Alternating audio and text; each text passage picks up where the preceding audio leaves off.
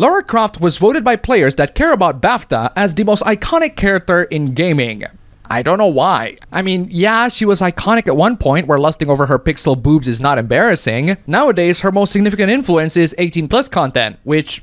okay, they are pretty good, not gonna lie. She had 3 games whose significant contribution to gaming were being a benchmarking utility for PC gamers. The games are actually pretty fun, but the story was woeful. Now she's moving on from raiding tombs into finding the truths, which, if I recall correctly, she does that by raiding tombs. I feel like the creators just read the Tomb Raider title and instantly make assumptions about how problematic it is, but at the same time, they still want to raid tombs because it's fun. So they make a politically correct and morally justifiable excuse to raid tombs. You don't have to. Just admit that raiding tubes is fun. Personally, I want Reboot Lara to not take things seriously and have some freaking fun. We are lacking that in current year. I have been a proponent of the idea that Lara Croft should be a villain. They tackled the idea in a couple of her games that her pursuit of the truth is a selfish endeavor that only get the people around her killed. Unfortunately, that would require the series to have some nuance in the writing. The last game doesn't have that. Speaking of bad guys, here's a hoopla about playing as one. Look, if you're gonna analyze media, at least analyze it because it's fun. No one thinks that playing as the bad guys in a video game normalizes bad ideas.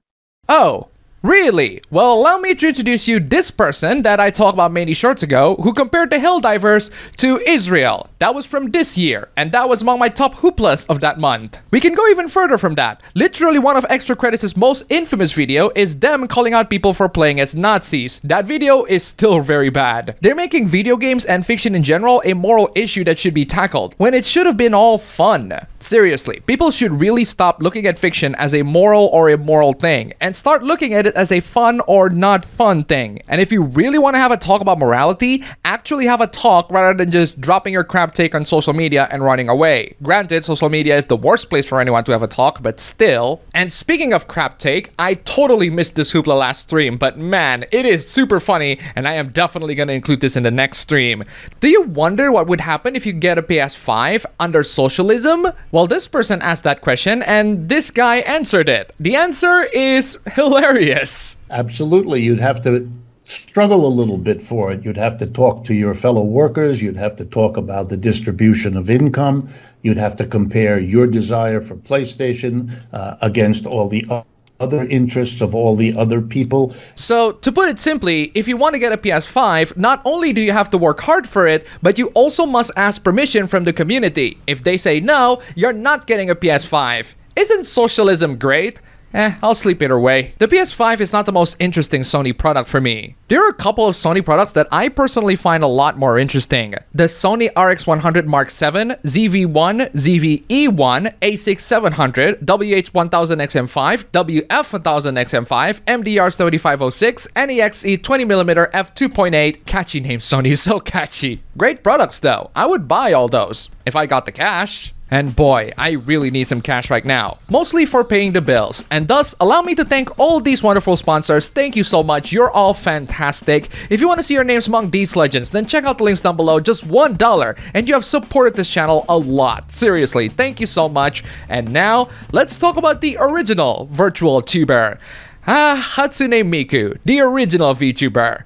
Okay, she's not a VTuber, but she is the virtual artist before virtual artists are a thing. She's still popular to this day. She had a concert a while ago, but unlike many other concerts in the past where she's shown in holograms like it's the future, this concert has her trapped in some LED TV, like it's several decades past. What I do want to highlight is the response from the creator who told everyone that the LED screen technology will continue to be featured at shows across North America and Europe. Guys, the phones that you're holding right now most likely have OLED screens, which are much better, and you can put them up close to your face. That is free. This concert costs hundreds of dollars. We appreciate the fan feedback regarding Miku Expo's North America tour and will continue to refine our show experience with our audience in mind. So they're just gonna take the money and run.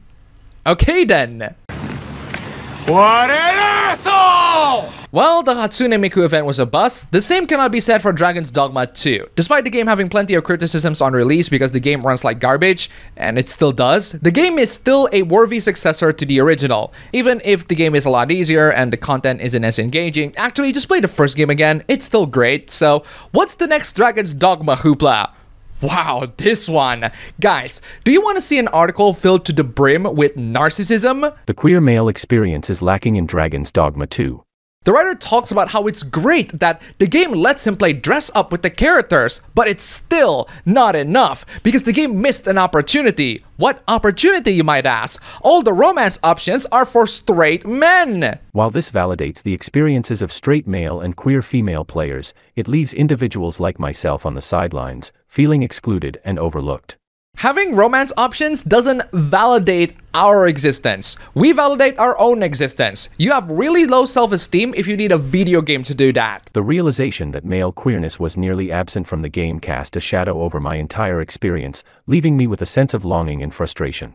Yeah, I don't know why your conclusion is the game is wrong when it's clearly you are wrong. You need to seek professional help. There are better ways to seek validation. I can't sympathize with people seeking for validation in games. I just can't. That strikes me as someone who needs serious help. And I don't think games can have that. It doesn't matter if you're queer or not. Oh yeah, we're talking about queer people. Well, this is a petty hoopla. Here you have this person assigning Genshin characters their own personal gender identity. I mean, if that's what you're into, go ahead, but don't shove it to me. Unfortunately, there's no way for you to gatekeep something like Genshin Impact because the game barely has a gate to keep. It's a free-to-play game that most phones can play just fine. The player base for that game would be anyone with a phone. Even so, Genshin has a more mainstream appeal, which is why fetuses can play the game and why the fandom is so toxic. It's not like Fate Go or Blue Archive or Nikkei, where the fanbase is clearly catered to horny adult men that loves to go "Wah!" at every turn. Genshin is filled with the most toxic fetuses you will encounter on the net. Also, no, Genshin would do just fine without their queer fans. You don't make up most of the people in the fandom. Even the yaoi shippers are mostly straight women. So no, you're there, but you're not that important. Except when you have money. Hoyo definitely wants that. And finally, say what you want about Genshin, at least the artworks look very nice. And most importantly, they're made by human beings. Whew, this one is quite the brag. We are auto artists. We are legion. We do not forgive. We do not forget. Expect us. Hashtag break the pencil.